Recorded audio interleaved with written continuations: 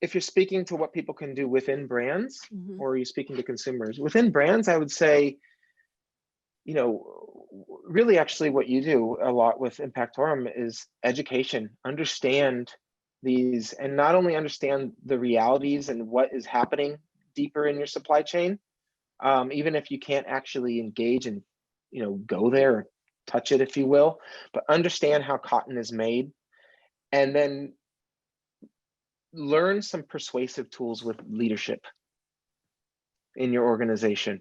That is, I think, a gold, because any smart CEO or anybody who's a director or senior vice president or whatever the titles are, their biggest asset, and we often forget this in brands and in organizations, is the people working in those organizations.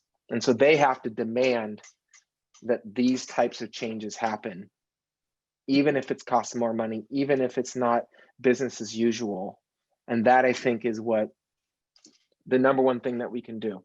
You know, we talk about consumers. I think the focus on consumers, to be honest with you, is a cop-out. That's 3 billion people. Let's focus on the 30 million that work within the sector that make the decisions for the decision makers. So we should be doing That's this my whole whether or thing. not the consumer asks for it, really. That's what you're saying. Yeah. I will tell you one thing. I'm not a conscious consumer.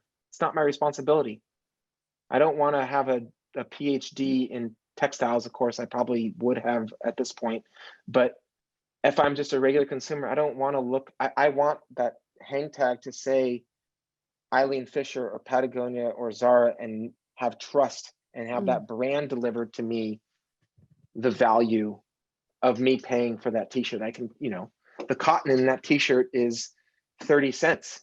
It's not $50 or $20 or $10 that we're paying at the retail store. So show me that extra value by telling me the story of the farm all the way through. And if you can, trace it all the way through so you can validate that story.